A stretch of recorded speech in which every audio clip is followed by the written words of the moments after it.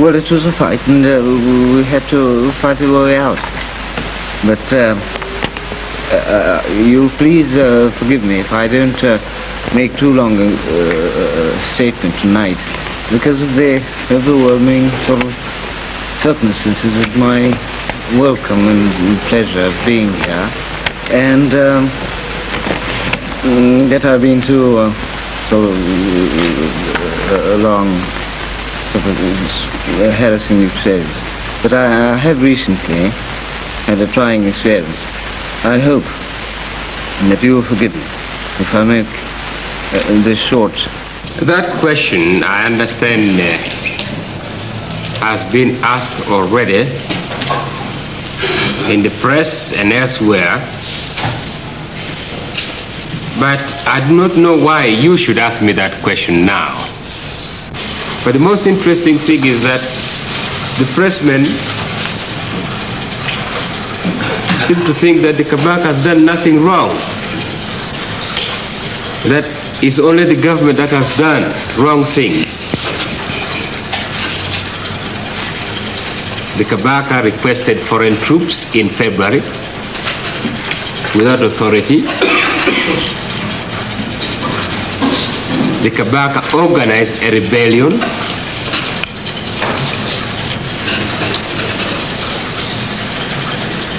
And these are not noticed. But no problem, we'll always weather through.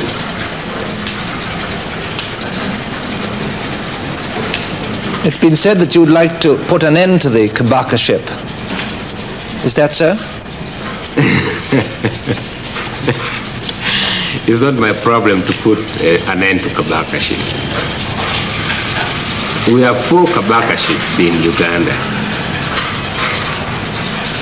And it's not, I don't have to go for 1. If I wanted to put an end to Kabaka ship, I would go for 4, not 1.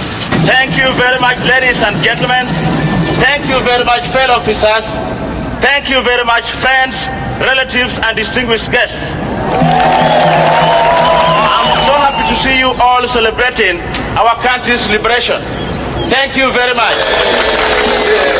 I'm a man of few words, but I must say this. Uganda is now a free country. Thank you very much.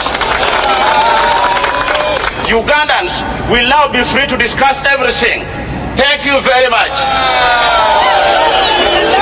My government will not tolerate interference from politicians while I am busy rebuilding Uganda. If you try, you will be defeated, for I am the world's strongest general. Ask my soldiers. Ask those who have had the honor of boxing me. Ask my wives. Why even ask my girlfriends? My concern for justice will be shown by my selection of Uganda's new chief judge. He is here among you today. I appoint Benedicto Kiwanuka now.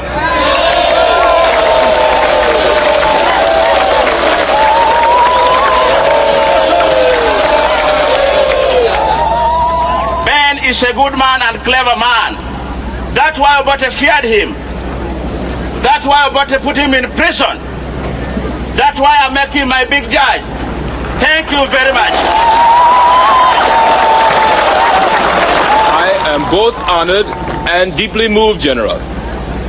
I am also looking forward to overseeing the new elections. This is not time to discuss politics, my friend.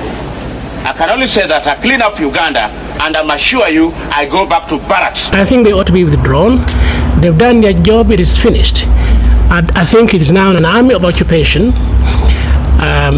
They were supposed to maintain law and order, but if you have been to Kampala recently, they are not maintaining law and order. In fact, they are making the situation worse than it should have been otherwise. Do you think then that people in the capital are being oppressed and that the government in effect is a tyrannical regime? Now, the second part of the question I'm sure doesn't arise from the first, but I think it is true that the army is terrorizing the population. They are looting people's houses, they are looting cattle, they are demanding money at the gunpoint, and I think they call that terrorizing the population. But this does not necessarily refer to the government. First of all, I think he would like Uganda, if possible, to go the same way as Tanzania, in other words, to become a socialist state. Secondly, he would like the economy of Uganda to be integrated with the economy of Tanzania. He has already proposed that the transport systems of the two countries should be integrated. But in effect, the main intention, the idea, I think, that Uganda should go the same way as Tanzania rather than go the same way as Kenya. It is wrong to say that we do need some soldiers, but we don't need soldiers who go looting the countryside. We don't need soldiers who go raping people. We don't need soldiers who continue to kill our own people. I don't think that they're useful anymore. When we say that our duty is to unite this country, to uphold the democratic process, to protect fundamental human rights, freedom of speech, freedom of assembly and association, and how we did it.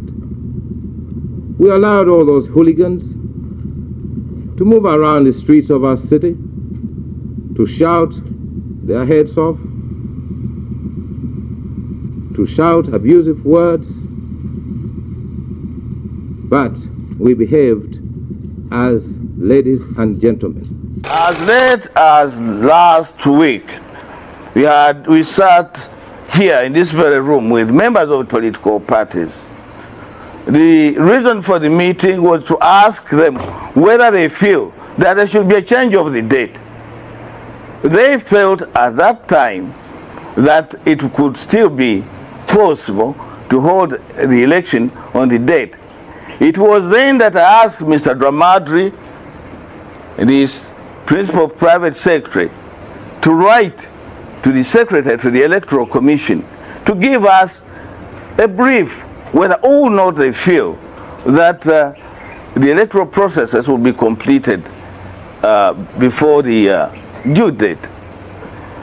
The point I'm trying to develop, or for your information and for the information of the others, that at no material time has the military commission stood in the way for holding the election on the scheduled date. I have heard stories that the Libyans, for instance, have sent some troops into Uganda to fight for Idi Amin. Now, we are not fighting the Arabs in Uganda. The Arab causes throughout the world are the same as African causes. We are fighting tyranny within Uganda. And I would suspect that the Libyans do not understand the thing we are fighting against. But once they come, it will be unfortunate that we shall have to kill one another.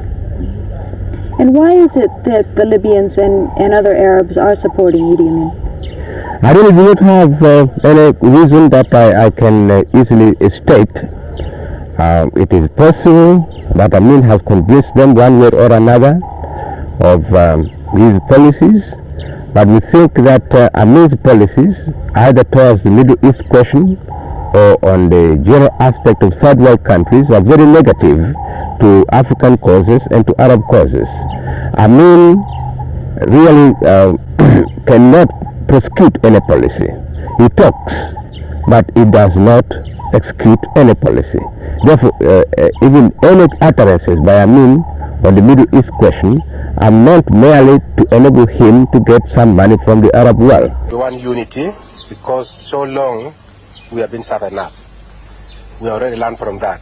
We appeal to all Ugandans to come to forget the past and come to develop Uganda in peace.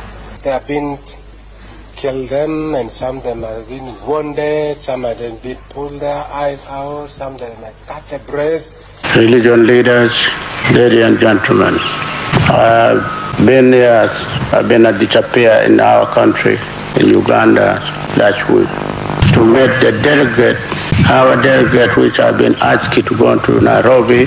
They have spent there about 3 months up. First delegate been led by Kana and Minister of Defense, Kana Toko. After that, I called the Kana Toko to come back, and I asked Dr. Chamugere, Minister of Internal Affairs, to take over.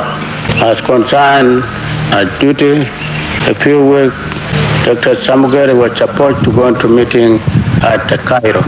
So I appointed Ben Lakiri, Minister of Local Administration, took over as the leader for our delegation for speech talk in Nairobi.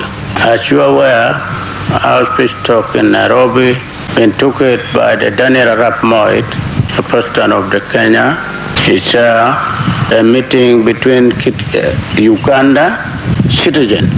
That the meeting was between NRA, which leading by the Yoweri Museveni, and the government. I'm sure you are aware of the government, new government, which take over immediately July 27. This is a military government, and Museveni reject to come back with that other group to join with the government. He want to fighting against this government and the former government. Your Excellency William Ruto, President of the Republic of Kenya,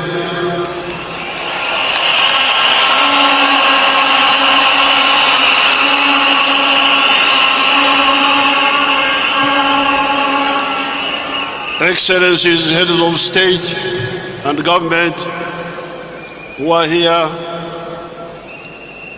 His Excellency Vice President of Kenya, Mr. Gachagua,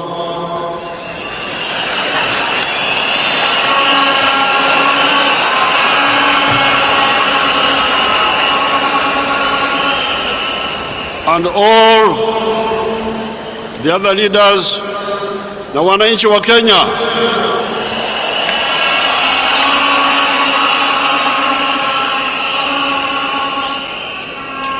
Kwanza, hongera kwa Mheshimiwa William Ruto kushinda uchaguzi.